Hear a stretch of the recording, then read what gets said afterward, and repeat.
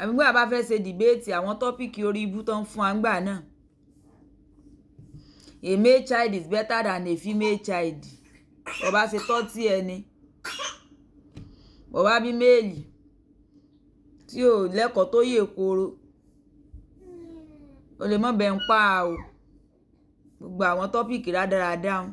Mo lérò wípé school ti change rẹ̀ ní ìsìn. A teacher is better than a farmer. Ní ìsìn, farmer ti better teacher o. So ti yí ọ, kíkàn lè kéèyàn mọ̀ ṣe bó ọ̀pẹ́ rẹ̀ nìkan láìsí kọ́bọ̀ nínú àkáǹtì. Wo ọmọ tó bá mówó délé oníyàrí ó yín o. Láyé tí tíṣà private school mi ń gba 20,000, 50,000, 100,000. Ọmọ fìrà ẹ̀ wíhàn tán ka mílímílí ní oko. Kódà tíṣà mi gan tí wọ́n ti fi tíṣà lẹ̀ bí mo ṣe ń gbọ́ lẹ́nu mẹ́ta yìí pé àwọn private school mi wọn ò rí tíṣà mọ́. Kò yé báyìí ní ìsìn wọ́n ti lè mú oko kòkó o. Gbogbo àwọn tọ́pìkì rádaràda ẹ dákun ẹ bá kó kúrò lórí igbá. Ẹ bá kó kúrò lórí igbá ẹ mọ́ sí tàn án mọ́. Ẹ mọ́ tan àwọn ọmọ wa bẹ́ẹ̀ ṣe tàn án. Ojú tiẹ̀ ti là. Ẹ bá fẹ́ tàn ọmọ mi gan òun ready láti jẹ́ kẹ́ ẹ rí òǹtàn.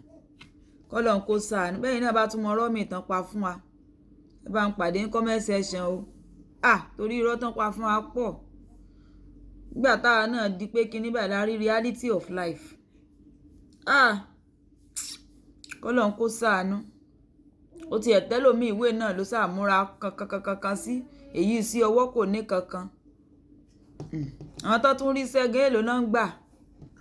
Èlò lówó oṣù wọn. Oníkálukú ti wà ní TikTok títí advertise ọjà rẹ̀. Ẹ ṣe dáadáa nínú ọ̀rọ̀ ayé wa wàláhì.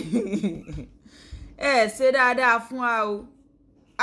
Ẹ̀yin ìjọba wa ẹ̀ ṣe pàápàá. Ọlọ́run kó ṣàánú ni. Alájìkẹ́rí iná. Ẹ bá like, comment, share. Ó dàbọ̀.